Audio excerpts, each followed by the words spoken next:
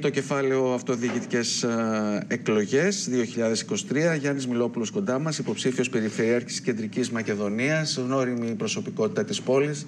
Δεν θέλει πολλές συστάσεις. Καλώς ήρθατε. Καλώς σας βρίσκω. Κύριε Μιλόπουλε, καλώς ήρθατε. Καλώς σας βρίσκω. Ένα πρώτο σχόλιο που νομίζω ότι αποτελεί κοινό τόπο για όλους μας είναι ότι η κλιματική κρίση και ό,τι τραγικά απόνερα άφησε στη χώρα μας έχει επηρεάσει τα προγράμματα όλων. Καταρχήν να πούμε ότι η κλιματική κρίση είναι μπροστά μας, δεν είναι πίσω μας. Δεν τέλειωσε η ιστορία με τον Ντάνιελ και με τον Ιαννό. Ίσα-ίσα δύο εξαιρετικά ακραία φαινόμενα τα οποία συνέβησαν μέσα σε 3 χρόνια. Το ένα της τάξης του μια φορά στα 1000 χρόνια και το άλλο της τάξης του μια φορά στα 500.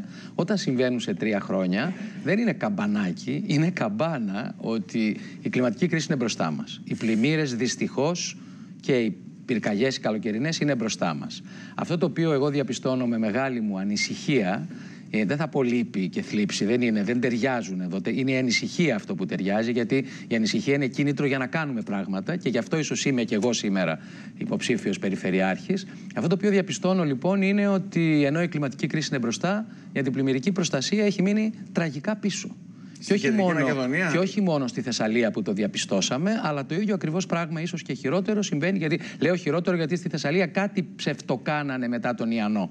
Εδώ στην Κεντρική Μακεδονία δεν υπάρχει ούτε ένα έργο αντιπλημμυρικής προστασίας. Και σας το λέω τώρα όχι τόσο σαν υποψήφιος περιφερειάρχης με την έννοια της πολιτικής, ας το πούμε, αντιπαράθεσης. Το λέω σαν καθηγητής της Πολυτεχνικής στον τομέα υδραυλικής και τεχνικής περιβάλλοντος. Που αναφέρετε και την ερευνητική σας ιδιότητα. Τα προηγούμενα χρόνια λέγαμε θα εκλέξουμε περιφερειάρχη για να έχει περιφέρεια ανάπτυξη, ναι, ένα μέλλον. Τώρα θα λέμε ότι θα εκλέξουμε περιφερειάρχη για να αισθανόμαστε ασφαλείς. Κοιτάξτε να δείτε, για να έχει περιφέρεια ανάπτυξη και για να έχει ευημερία, πρέπει πρώτα να είναι ασφαλής.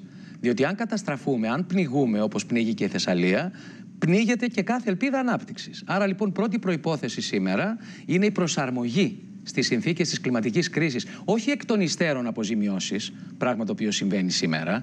Δηλαδή εδώ πρέπει να είμαστε πρόμηθης και όχι επίμηθης, να προλαμβάνουμε, να προσαρμόζουμε τη ζωή μας στα υδραυλικά έργα στις συνθήκες της κλιματικής κρίσης και όχι να περιμένουμε να γίνει το κακό. Ωραία. Και εκ των υστέρων να αποζημιώνουμε τους ανθρώπους. Αν δηλαδή βάσατε το καταστροφικό μοντέλο της Θεσσαλίας στην Κεντρική Μακεδονία, τα ίδια και χειρότερα. Τι αποτέλεσμα θα έβγαινε από τον υπολογιστή? Εγώ θα σας πω. Υπήρξαν και κάποιες δημοσίευσεις. Με τα δεδομένα των υποδομών που διαθέτει. Εγώ θα σας πω κάτι περισσότερο από αυτό που λέτε εσείς. Και μια μικρότερη καταιγίδα και μια μικρότερη κακοκαιρία από τον Ντάνιελ και τον Ιαννό, αν συνέβαινε στην Κεντρική Μακεδονία, θα είχαμε καταστροφικές συνέπειες. Ξέρετε, εγώ για λόγους επαγγελματικής διαστροφής, όταν επισκεπτόμουν τις αίρες, το Κιλκής, την Έδεσα, την Βέρεια, την Κατερίνη, τον Πολύγυρο, για λόγους προεκλογικής, ας πούμε, καμπάνιας, πήγαινα και έβλεπα και ένα ποτάμι και ένα ρέμα.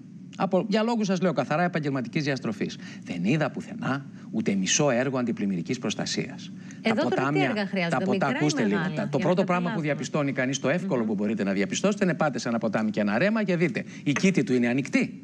Δηλαδή, η κήτη μεταξύ των αναχωμάτων μπορεί να παραλάβει αυτή την πλημμυρική παροχή για την οποία έχει σχεδιαστεί, ή είναι μέσα γεμάτη φερτά, ξύλα, πέτρες, μπάζα, δέντρα με κορμούς μεγάλους? Οι κορμοί των δέντρων προδίδουν. Αν πάτε στον Δεντροπόταμο και τον Αξιό και τον Γαλλικό εδώ δίπλα, θα δείτε μέσα στην κήτη του ποταμού μεγάλους κορμούς δέντρων.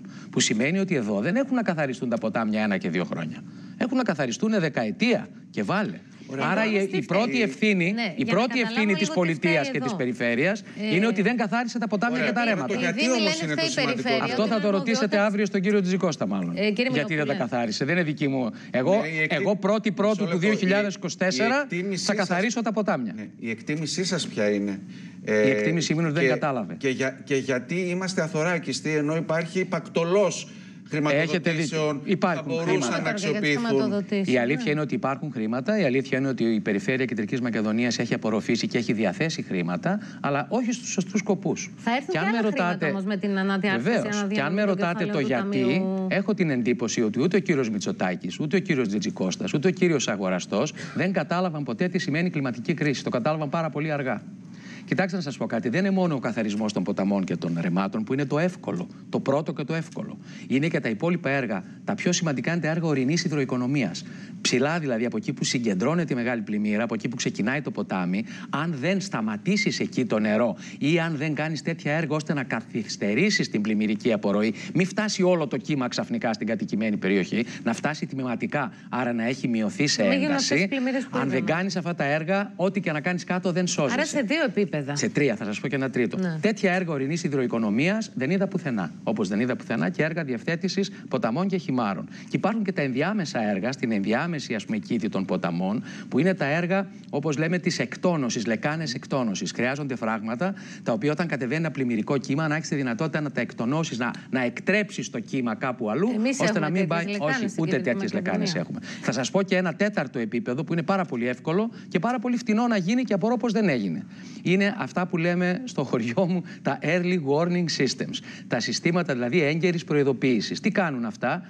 Αντί το 112 να χτυπάει μία ώρα μετά αφού έχουν έρθει τα νερά στο σπίτι και να έχεις ήδη πλημμυρίσει, αυτά έχουν αισθητήρες ψηλά εκεί που συγκεντρώνεται η μεγάλη πλημμύρα και μόλις η στάθμη του νερού ξεπεράσει ένα ανώτατο όριο συναγερμού, χτυπάει ο συναγερμός 2-3 ώρες νωρίτερα. Δηλαδή, ούτε τέτοια συστήματα, ούτε τέτοια συστήματα δεν έχουμε προμηθευτεί. Όλα αυτά θα τα εξασφαλίσετε, θα τα διασφαλίσετε και θα τα υλοποιήσετε στην επόμενη πενταετία, εάν εκλεγείτε περιφερειάρχης. Δηλαδή, σε 5 χρόνια από τη στιγμή της ανάληψης των νέων σας καθηκόντων, υπόθεση εργασίας. Εγώ είμαι στις εκλογές, θα πω κάτι που δεν με συμφέρει πολιτικά. Όλη η εικόνα της Κεντρικής Μακεδονίας. Θα σας πω κάτι που δεν με συμφέρει πολιτικά, αλλά με συμφέρει επιστημονικά και τεχνοκρατικά και νομίζω ότι είναι και πολύ κοινωνικά χρήσιμο. Σε όποια θέση και αν με φέρει ο λαός της Κεντρικής Μακεδονίας, είτε στη θέση του Περιφερειάρχη, είτε στη θέση του αρχηγού της αντιπολίτευσης, είτε στη θέση της αντιπολίτευσης, εγώ θα πιέσω για να γίνουν αυτά τα έργα. Διότι αυτό λέει η κοινωνική μου συνείδηση. Γι' αυτό είμαι στις εκλογές. Δεν είμαι στις εκλογές. Σε τι βάθος χρόνου, επιστημονικά, αφού έχετε. Κοιτάξτε να σας πω κάτι. Υπάρχουν έργα που μπορούν να γίνουν. Υπάρχουν έργα που μπορούν. Γιατί με το master plan δεν γίνονται πάνω σε αυτό. Γιατί το master plan είναι από το Υπουργείο, ορίζεται σε βάθος δεκαετίας. Θα σας απαντήσω. Καταρχήν, υπάρχουν έργα που μπορούν να γίνουν χτες, όπως τα συστήματα έγκαιρης προειδοποίησης. Είναι θέμα ημερών, ας το πούμε έτσι, εβδομάδων. Υπάρχουν έργα τα οποία μπορούν να γίνουν σε λίγους μήνες, όπως είναι οι καθαρισμοί και οι διευθετήσεις των ποταμών και των χυμάρων. Αυτά είναι μικρής κλίμακας. Είναι μικρότερες. Και υπάρχουν και έργα βέβαια τα οποία θέλουν τον χρόνο τους. Όμως όλα αυτά πρέπει να ξεκινήσουν. Εγώ θα σας πω ένα πράγμα. Ρωτάω τον κύριο Τζιτζικώστα, ο οποίος είναι και φίλος μου κοινωνικά. Εγώ τον συμπαθώ, είναι ένας ευγενής και πολιτισμένος άνθρωπος. Έχω καλή κοινωνική σχέση μαζί του. Μάλιστα, σας πω και μία είδηση. Εγώ, όταν ανακοινώθηκε η υποψηφιότητα μου, τον πρώτο που πήρα για να του το πω είναι ο κύριος Τζιτζικώστας, ο φίλος μου Απόστολος. Του εξήγησε ότι είμαστε δύο φίλοι, είμαστε δύο πολιτισμένοι άνθρωποι που έχουμε αντίθετες πολιτικές απόψεις. Σε αυτό το πολιτικό πεδίο του είπα θα αντιπαρατεθούμε, όχι σε κανένα άλλο.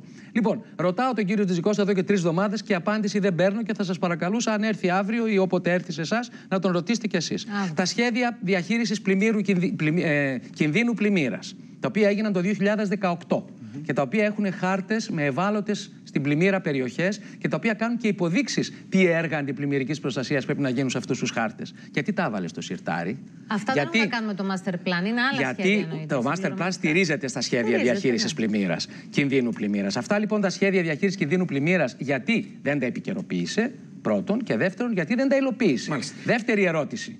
Σε αυτές τις ευπαθείς λεκάνες απορροής, τι έργα έχει κάνει εδώ και 10 χρόνια στην περιφέρεια ο κύριος Τζιτζικώστας? Ο κύριος Τζιτζικώστας, ακούω, ζητάει τώρα μια ισχυρή εντολή.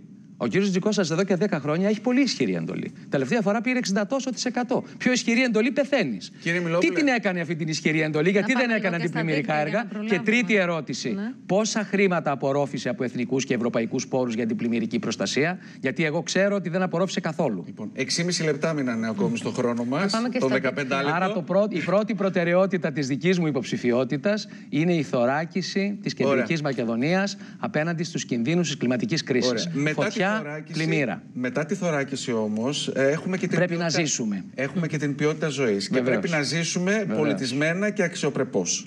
Που σημαίνει ότι για να συμβεί αυτό θα πρέπει να υπάρχουν και άλλα μεγάλα έργα υποδομών που θα δώσουν μια ανάσα στους πολίτες. Πολύ σωστά το λέτε. Όχι μόνο της Θεσσαλονίκης, εντάξει, πρωτίστως επειδή είναι πρωτεύουσα, αλλά και των υπόλοιπων αστικών κέντρων της Κεντρικής Μακεδονίας. Εγώ λέω να το πάμε λίγο και περιφερειακά, γιατί στους άξονες σας είναι και το δίκτυο το σιδηροδρομικό. Μιλάμε για 1 εκατομμύριο 850.000 ανθρώπους, παιδιά, φίλοι, Έλσα και Χάρη, που ζούμε στην περιφέρεια Κεντρικής Μακεδονίας. Είμαστε ένα κράτος, ένα μικρό κράτος, περίπου σαν την Αλβανία. Στη Θεσσαλονίκη να δούμε τι γίνεται τριγύρω με τα δίκτυα. Εγώ θα σας πω ότι η ανεργία στην περιφέρεια Κεντρικής Μακεδονίας είναι διπλάσια από τη μέση ανεργία στις υπόλοιπες περιφέρειες.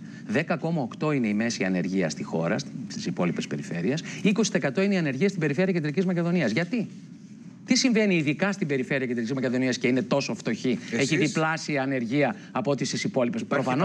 Προφανώς κάτι έγινε εδώ, ή για να το πούμε με πιο μεγάλη ακρίβεια, κάτι δεν έγινε όπως θα έπρεπε να έχει γίνει εδώ. Ένα το κρατούμενο. Δεύτερο, το ακαθάριστο εγχώριο προϊόν της περιφέρειας Κεντρικής Μακεδονίας, μια περιφέρεια πλούσια σε πρώτες ύλες, σε φυσικούς πόρους, πάλε ποτέ το Βολώνας. Εγώ θυμάμαι στο σχολείο όταν πηγαίναμε και ήμασταν μικροί, μας λέγανε ότι ο κάμπος της Θεσσαλονίκης είναι στο Βολώνας της Ελλάδας. Η κλιματική κρίση βέβαια θα αλλάξει και αυτά στο μέλλον. Ναι, αλλά να σας ρωτήσω κάτι. Γιατί έχουμε το 75% του ακαθάριστου εγχώριου προϊόντος σε σχέση με τις άλλες περιφέρειες, συμπεριλαμβανομένης της Θεσσαλίας, της Υπήρου που είναι φτωχή περιφέρεια? Γιατί η περιφέρεια Κεντρικής Μακεδονίας, μια τόσο ενδυνάμει πλούσια περιφέρεια, φτώχινε και έχει το 75% του ΑΕΠ? Υπάρχουν ερωτήματα εδώ. Η πρώτη απάντηση είναι ότι η μονοκαλλιέργεια του τουρισμού, η οποία καλλιεργείται τα τελευταία χρόνια και από την κεντρική κυβέρνηση και από την περιφέρεια, από τη διοίκηση της Τζικώστα, είναι ένας γίγαντας με πύληνα πόδια. Αυξάνει η αύξηση των τουριστών, αλλά η ποιότητα του τουρισμού είναι πάρα πολύ χαμηλή και ο μαζικός τουρισμός έχει βοηθήσει ώστε να καταρρεύσουν τα δίκτυα. Δεν αποφέρει χρήματα δηλαδή. Πρώτον, δεν αποφέρει χρήματα και δεύτερον, έχει βοηθήσει ώστε να καταρρεύσει το οδικό δίκτυο το καλοκαίρι. Το ζούμε. Πόσες ώρες κάνουμε να πάμε κάπου που πας σε 50 λεπτά αλλιώς. Έχει καταρρεύσει το δίκτυο ίδρευσης. Το νερό δεν φτάνει σε περιοχές που το χειμώνα έχουν 3.000 ανθρώπους, το καλοκαίρι έχουν 30 και 40. Στη Χαλκιδική έχουν καταρρεύσει τα δίκτυα των αποβλήτων. Τι χρειάζεται λοιπόν εδώ? Εδώ χρειάζεται ισόρροπη ανάπτυξη, βιώσιμη ανάπτυξη. Τι θα πει αυτό? Χρειάζεται ισόρροπη συμβολή του πρωτογενούς αγροτικού τομέα. Πρέπει να ξαναγυρίσουμε στην αγροτική παραγωγή και αυτό δεν θα γίνει. Και αυτό δεν θα γίνει χωρίς έργα στήριξης, χωρίς προϋπολογισμούς, χρήματα από την Ευρώπη και χωρίς εγκυβερνητικά έργα, αρδευτικά και στραγγιστικά. Άλλωστε, τα στραγγιστικά δίκτυα είναι και ο πρώτος βαθμός συλλογής υδάτων και βοηθούν στην αντιπλημμυρική προστασία. Άρα λοιπόν χρειαζόμαστε αγροτικό τομέα και χρειαζόμαστε έναν τουρισμό, βεβαίως, ο οποίος θα είναι όμως ένας ήπιος και ποιοτικός τουρισμός.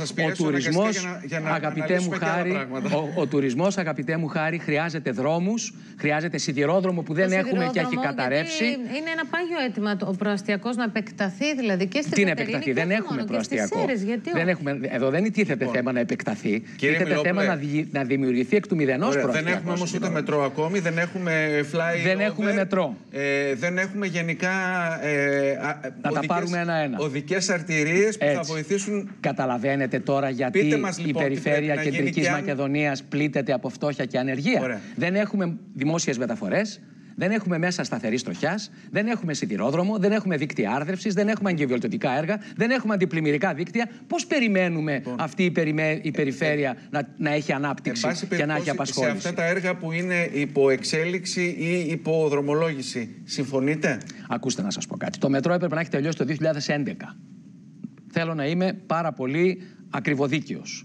Επειδή πέρασα από την Αττικό μετρό, το μετρό έπρεπε να έχει τελειώσει το 2011. Το 2011 είχε τελειώσει μόλις το 18% του έργου. Όταν εγώ ανέλαβα πρόεδρος του Αττικό μετρό το 2016, βρήκα ένα μετρό σταματημένο στο 30% και το άφησα το 19% στο 75%. Το μισό έργο του μετρό έγινε στη διάρκεια της δικής μου θητείας, δικής μου διοίκησης δηλαδή. Σήμερα το μετρό από το 75% έχει φτάσει, αν ανοίξετε τα επίσημα στοιχεία της Αττικό μετρό, της ελληνικό μετρό σήμερα πια, θα δείτε ότι έχει φτάσει στο 87% μόνο. Χτες κάνανε μία φιέστα η κυβέρνηση και ο κύριος Τζικώστας ήταν βουβός, άφωνος σε αυτή τη φιέστα. Δεν διεκδίκησε το παραμικρό για την καθυστέρηση του μετρό και μας είπαν ότι το μετρό ουσιαστικά αναβάλλεται η λειτουργία του για άλλον 1,5 χρόνο. 12 με 18 μήνες προβλέπει η σύμβαση λειτουργία του μετρό λόγω των υποχρεωτικών για λόγους ασφαλείας δοκιμαστικών δρομολογίων που θα έχουν χρόνο 12 με 18 μήνες. 12 μήνες σημαίνει Οκτώβρης 24, 18 όμως σημαίνει Απρίλιος 25. Οι επεκτάσεις του μετρό που εμείς σχεδιάσαμε, μία ανατολικά προς αεροδρόμιο και μία δυτικά, έχουν μπει στο σιρτάρι και έχουν παγώσει. Μια φορά άκουσα να μιλάνε για αυτές προεκλογικά και ποτέ ξανά. Ακούστε κάτι. Όταν ξεκινάς να κάνεις ένα έργο σταθερής τροχιάς όπως είναι το μετρό, πρώτα ολοκληρώνεις το έργο, ολοκληρώνεις τις επεκτάσεις και μετά κοιτάς αν χρειάζεται ενίσχυση η περιφερειακή οδός. Εδώ κάνανε μία κυκλοφοριακή μελέτη, αγαπητοί Έλσα και Χάρη, για να αποδείξουν την χρησιμότητα, την ανάγκη να γίνει flyover, η η οποία κυκλοφοριακή μελέτη δεν έλαβε υπόψη μια ασήμαντη λεπτομέρεια. Όχι, είναι αχρίαστο έργο, δεν το χρειαζόμαστε, είμαι απόλυτος. Η κυκλοφοριακή μελέτη που στήριξε την ανάγκη να γίνει ο flyover δεν έλαβε υπόψη της στην κυκλοφορία του μετρό. Και την επομένη που θα κυκλοφορήσει το μετρό στην πόλη σε βασική γραμμή και γραμμή Καλαμαριάς, 120.000 αυτοκίνητα θα κυκλοφορούν λιγότερα στους δρόμους. Και άρα κάποια από αυτά θα κυκλοφορούν λιγότερα και στην περιφερειακή. Γιατί δεν έλαβαν υπόψη όταν σχεδίαζαν το φαραωνικό έργο του flyover που θα καταστρέψει τη Θεσσαλονίκη? Γιατί δεν λάμβαναν υπόψη τους τη μείωση της κυκλοφορίας των αυτοκινήτων? Και γιατί αντί να σχεδιάσουν flyover δεν ξεκίναγαν τις δυτικές συνοικίες στο μετρό, που είναι συνοικίες ανθρώπων εργαζομένων με χαμηλό εισόδημα? Περάσαμε τα 15 λεπτά, κύριε Μιλόπουλε. Αυτό είναι δευτερογενές. Το πρώτο πράγμα, ξέρετε κάτι, όταν ξεκινάς να κάνεις ένα μετρό σε μια πόλη, όπως ξεκινήσαμε στο 2006, ο στόχος σου είναι η μείωση της κυκλοφορίας των αυτοκινήτων. Άρα ολοκληρώνεις το μετρό και μετά κοιτάς αν χρειάζεται ενίσχυση η περιφερειακή οδός. Δεν σταματάς το μετρό, καθυστερείς το μετρό, δεν κάνεις τις επεκτάσεις, δεν κάνεις τραμ, δεν κάνεις προαστιακό σιδηρόδρομο. Μια σειρά από έργα που εμείς προτείνουμε να κάνουμε και που ούτε η κυβέρνηση ούτε ο κ. Ντεζικώστας ποτέ εξεστόμησαν. Και ανταυτού κάνεις ένα φαραωνικό έργο, το flyover, ο οποίος θα καταστρέψει τη ζωή στη Θεσσαλονίκη. Σαφέστατος, κύριε Μιλόπουλε. Και θα πω και κάτι ακόμα και θα κλείσω για να το καταλάβει ο κόσμος. Λοιπόν. Δεν υπηρετούν σκοπιμότητες κοινωνικές και δημόσιου συμφέροντος αυτά τα έργα σαν το flyover. Υπηρετούν τα λόμπι των εργολάβων και της βενζίνης. Κύριε Μιλόπουλε. Και νομίζω νοήτο. Εμείς λοιπόν έχουμε ένα σχέδιο με έργα σταθερής τροχιάς, τραμ στο κέντρο της πόλης, μετρό, προαστιακό σιδηρόδρομο από το λιμάνι, το αεροδρόμιο και το σιδηροδρομικό σταθμό και στις 7 περιφερειακές ενότητες και ανάταξη, αποκατάσταση του σιδηροδρομικού δικτύου, έτσι ώστε να συνδεθούμε όχι μόνο με την υπόλοιπη Ελλάδα, αλλά και με τα Βαλκάνια και με την υπόλοιπη Ευρώπη. Λοιπόν, η κουβέντα είναι πάντα ενδιαφέρουσα. Εμείς δεν θέλουμε να γίνει η Κεντρική Μακεδονία σαν Ευρώπη. Λοιπόν, εμείς θέλουμε η Κεντρική Μακεδονία να γίνει πραγματική Ευρώπη. Και θα το κάνουμε σε όποια θέση και αν μας στείλει ο λαός της Κεντρικής Μακεδονίας. Ευχόμαστε καλή επιτυχία στον αγώνα που δίνετε. Στηρίξτε μας για να ανατάξουμε την περιφέρεια Κεντρικής Μακεδονίας. Είχαμε κοντά μας τον κύριο Γιάννη Μιλόπουλο, είναι υποψήφιος